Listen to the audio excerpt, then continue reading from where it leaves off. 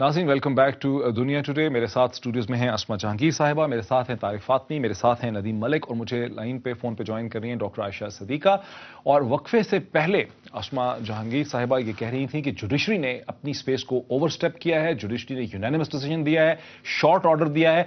और तारिक फातमी साहब की पोजीशन ये है कि जुडिशरी जब एक यूनानिमस डिसीजन दिया है तो उसने पब्लिक सेंटिमेंट को एक्सप्रेस किया है, उसे एको किया। इसी पॉइंट से हम शुरू करते हैं। देखिए, पहली बात है, आप जो यूनानिमस डिसीजन कहते हैं, कई यूनानिमस डिसीजन आपने कहा ना यूनानिमस कैसे दे दिया, कैसे दे दिया? नहीं, you have to let me explain.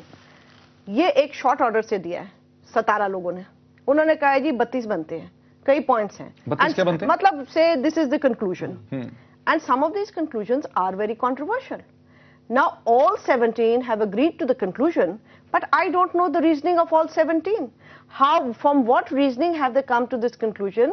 Judgment जो होती है वो reasoning से होती है, वो लोगों की एस्पिरेशन की। मैं इसमें भी आना चाह रहा हूँ कि आपने एक टर्म यूज किया जो अपने आर्टिकल में भी आपने यूज नहीं किया। आपने कहा partisan court. Partisan court, partisan कैसे?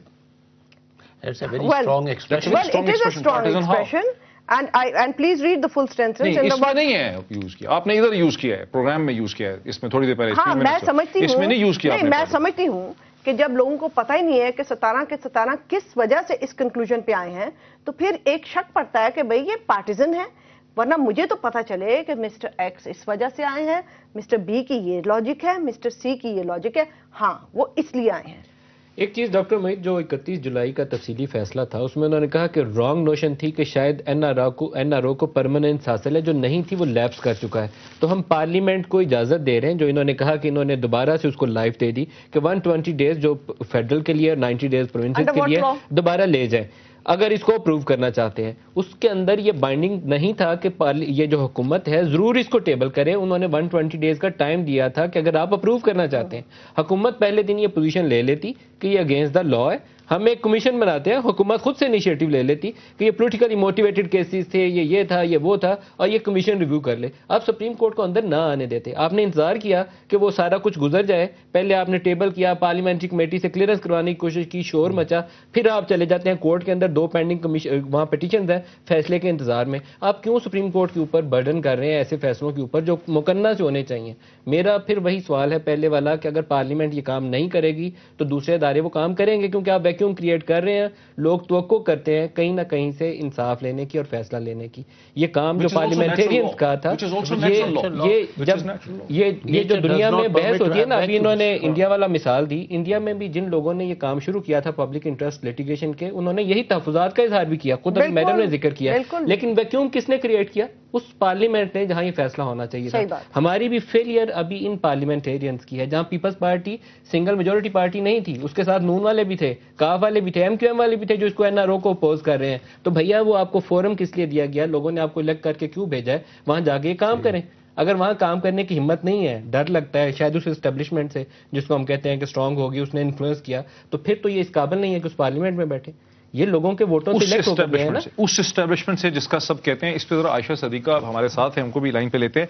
डॉक्टर आयशा, आपने जो अपना पीस लिखा एनआरओ के हवाले से, अब उसमें आपका जो बहुत प्रिंसिपल आर्गुमेंट है जहां पे आप कहती हैं पैराग्राफ 8 में, वहां से, but if a question is asked about whether the decision signifies the strengthening of the democratic process and the civilian institution, the answer must be in the negative. आप कहती हैं कि इस फैसले से, जैसे बाकी सारी कौम सड़कों पे नाच रही है कि जमहूरियत का प्रोसेस जो है वो एक स्टेप, अगर कई स्टेप आगे नहीं तो एक स्टेप कम से कम आगे गया है, आप कहती हैं यहां जमहूरियत वीक हो गई है। क्यों?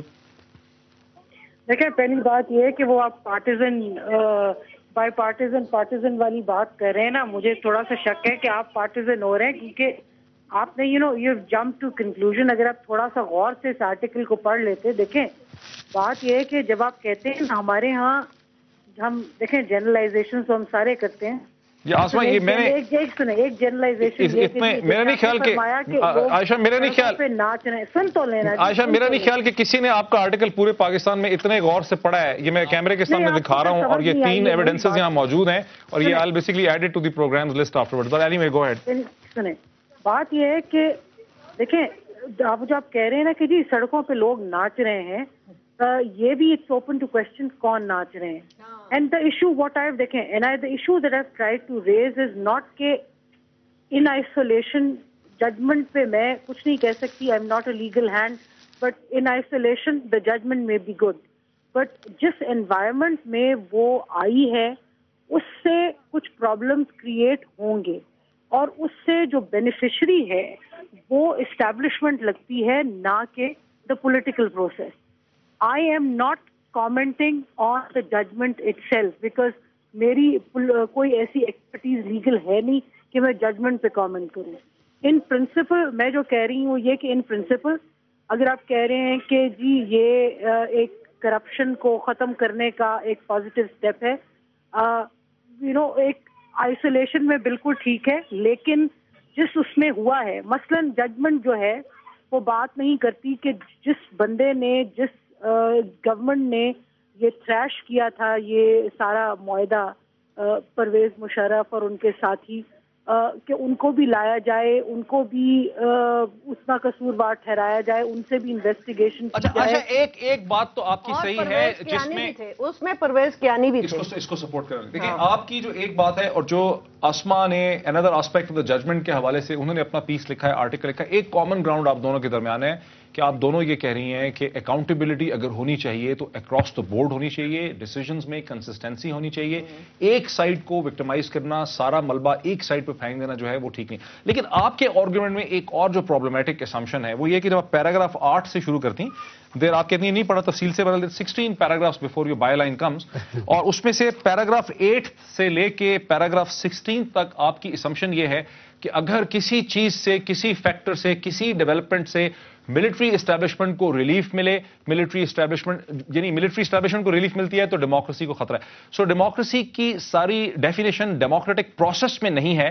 ڈیموکریسی کی ڈیفینیشن یہ ہے کہ military should be under the civilian government اور سیویلین سیٹ اپ.